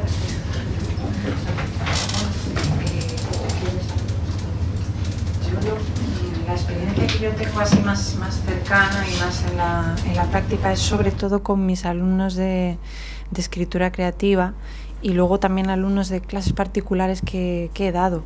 Por ejemplo, ahora estoy recordando un caso muy cercano de un hombre así ya muy mayor que tuvo la mala suerte de tener un problema muy grande con su hijo, ¿no? Y le causó muchos quebraderos de cabeza. Además, este hombre reconocía que era por unos errores que él había cometido cuando su hijo era pequeño, etcétera, ¿no? Y entonces él decía, es que yo no he pasado tiempo con él, es que yo... Y él le remuerde un poco eso a la conciencia. Entonces, bueno, pues este hombre decidió un día ponerse a escribir, porque él siempre se había dedicado pues, a trabajar. Su vida había sido dedicada completamente al trabajo. De hecho, por eso él se sentía mal por haber dejado desatendido a su hijo de alguna manera, ¿no? Y bueno, pues a través de la escritura él canalizó todas estas sensaciones que él tenía. De alguna manera convirtió ese dolor en arte, lo sublimó, lo que hablábamos, ¿no? De la sublimación del dolor a través de la escritura creativa, de la poesía. Y eso puede seguir dos caminos, puede seguir el camino más espiritual, incluso dramático. Hay veces que necesitas plasmar un desgarro. Puedes seguir también el camino del humor, incluso. Un sentimiento que te ha atormentado, puedes convertirlo en algo de lo que te puedas reír después cuando lo lees, ¿no? Según cómo sea la experiencia. Él decidió simplemente dejarlo salir a modo de diario, escribir una especie de autobiografía, y él decía que eso era para él, que eso a él le estaba dando la vida. Él necesitaba esas 2 horitas que le dedicaba a ese rato de escribir, que yo iba a su casa y escribíamos los dos y yo le iba diciendo y le iba dando clase de alguna manera. Para él eso era fundamental, ¿no? De igual manera hay alumnos del taller que también me han dicho lo mismo, ¿no? E incluso he tenido alguna experiencia interesante con alumnos adolescentes. Yo recuerdo un grupo donde había chicos que eran de procedencias muy diferentes, ¿no? Unos eran más tendentes al surrealismo, a todo es posible, ¿no? Con ellos era muy fácil hacer cualquier cosa, porque quizá en su familia habían vivido más ese tipo de cultura, se habían acercado un poco más a la escritura, a la creación. Y había uno en concreto para el que eso era totalmente ajeno. Entonces él decía, es que yo creo que esto para mí no va a ser posible, ¿no? Entonces, bueno, yo lo que hacía era engancharle de alguna manera a partir de sus experiencias personales, irme a su presente más vívido para enseñarle que la poesía estaba directamente conectada a eso, que no era una cosa ajena, que la poesía no es una cosa que tú vas a una especie de, no sé, de mausoleo y visitas las lápidas de los poetas y papeles muertos, y no, si es que está en nosotros y está permanentemente acompañándonos, ¿no? Y entonces yo simplemente le dije a este alumno, digo, a ver, tú hablas mucho de esta actriz, había una actriz a la que él admiraba mucho. Vamos a ver, si tú le tuvieras que escribir una carta a esta actriz recibirá muchas cartas de sus fans diariamente, diciéndole, todas las cartas le dirán lo mismo, qué guapa eres, qué bien actúas. ¿Qué harías tú si tuvieras que llamar la atención de esta actriz para que realmente ella se fijara en ti? Y dijera, anda, esto no me lo habían dicho nunca. Bueno, pues él le empezó a picar la curiosidad y dijo, anda, pues no lo sé, pues le diría, y se dio cuenta de que no le faltaba vocabulario para expresar cosas muy bonitas que él tenía dentro y las quería expresar. Y a partir de ahí, a partir de ese asombro que se le generó, que bueno, que es de donde nace la filosofía, vosotros lo sabréis mucho mejor que yo, ¿no? A partir de ese asombro que a él se le generó, pues empezó a sacar hacia afuera todo lo que él llevaba dentro y a atreverse, ¿no? Y dijo, yo quiero entrar en esto de la escritura, en la poesía, porque se dio cuenta de que tenía mucho más que ver con él, de lo que parecía y de que era lo que le hacía salir de lo gris, de alguna manera, salir del asfalto, ¿no? Entonces, bueno, yo sí he tenido muchos alumnos que la verdad que me han dicho que era muy terapéutico para ellos, pero es que para mí como profesora también lo es. Yo creo que para todos es una terapia prácticamente imprescindible. Sí que es cierto. No sé si quieres añadir nada, porque en realidad todo proceso creativo, si se vive desde el corazón y desde la verdad, es como una oración, y aquí todos sabemos que la oración es curativa y terapéutica porque nos libera de todo el peso y muchas mochilas que a veces llevamos, ¿no? Y con la oración descargamos mucho a Dios y es una forma, el poder creativo es una especie de oración desde mi punto de vista. Y la última pregunta, ¿no? Bueno, gracias por vuestra exposición. Yo he escuchado a artistas que se dedican a la música que dicen que brotan más y mejor inspiración para expresar bellamente, a través de sonidos, situaciones de dolor, de sufrimiento, que situaciones de placer, de felicidad, de bienestar. ¿Estáis de acuerdo con, o depende? Yo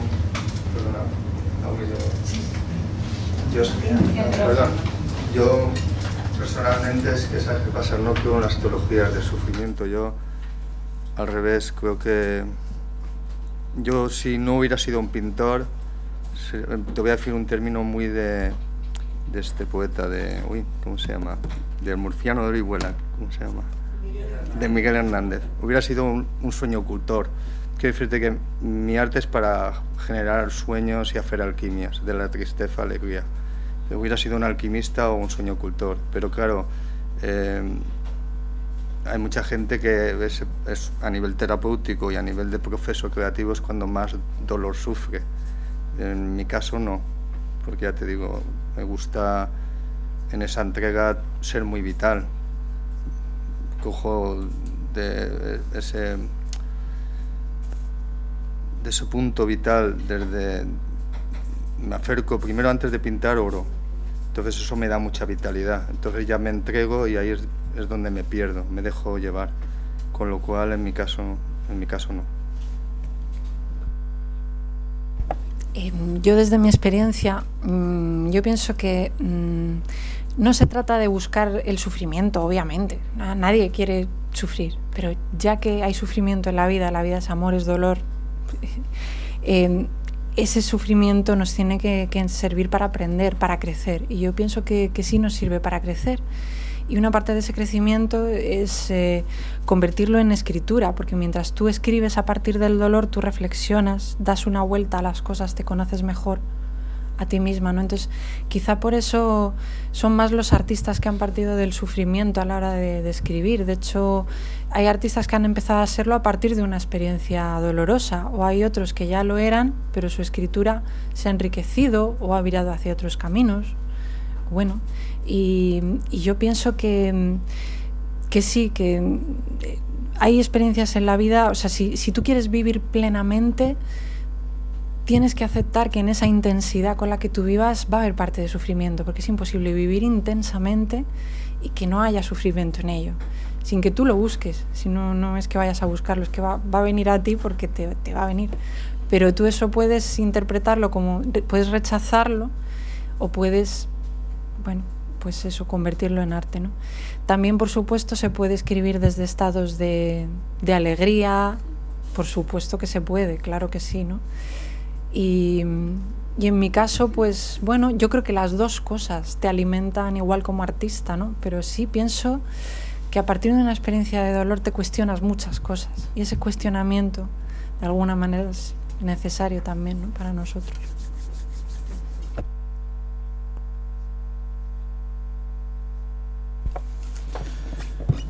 Bueno, dice Fernando Rielo acerca de la poesía, dice, si educas a tu hijo en la poesía, lo pierdes para la guerra, pero lo ganas a la cultura.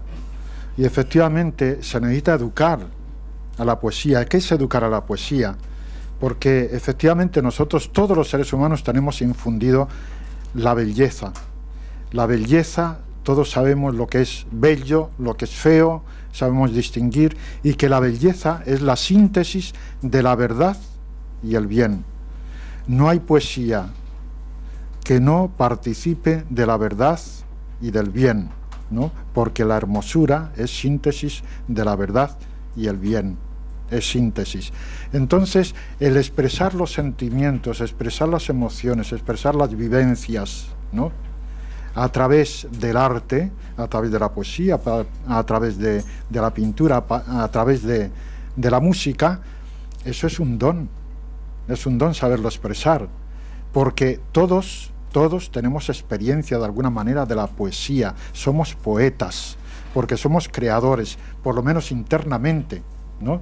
Imaginamos, yo no sé música, ¿no? Bueno, tocar un instrumento, pero yo me imagino la música, en la cabeza la tengo. Tengo también en la cabeza la poesía, tengo en la cabeza la pintura, tengo en la cabeza las artes. Es decir, que yo disfruto, ¿no? Disfruto con esa creatividad interior. Esa creatividad interior que, aunque yo no tenga el don de la poesía, no tenga el don de la pintura, sin embargo, yo soy poeta, soy pintor, y yo creo que todos lo somos, de alguna manera. Ahora, lo que dice Isara, que hay algunos que tienen el don de la poesía, pero no lo saben. Y tú les vas educando, los vas formando y va saliendo ese don que ya tienen, ¿no? Bueno, pues seguramente que muchos de los que estamos aquí, ¿no?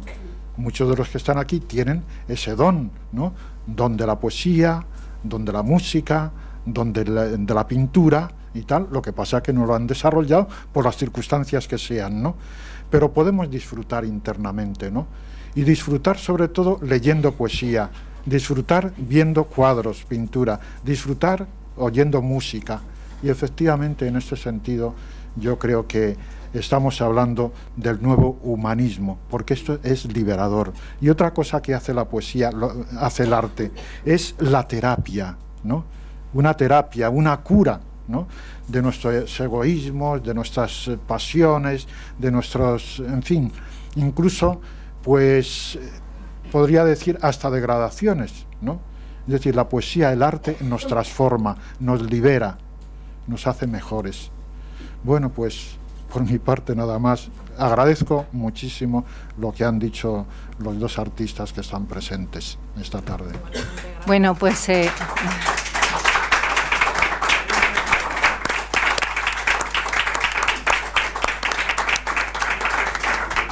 pues yo agradezco a los tres que nos han enriquecido en esta mesa redonda. Yo creo que es verdad que tenemos el deseo de todos de ser más artistas, por tanto, ser mejores, amar más la verdad, amar más la belleza y el bien.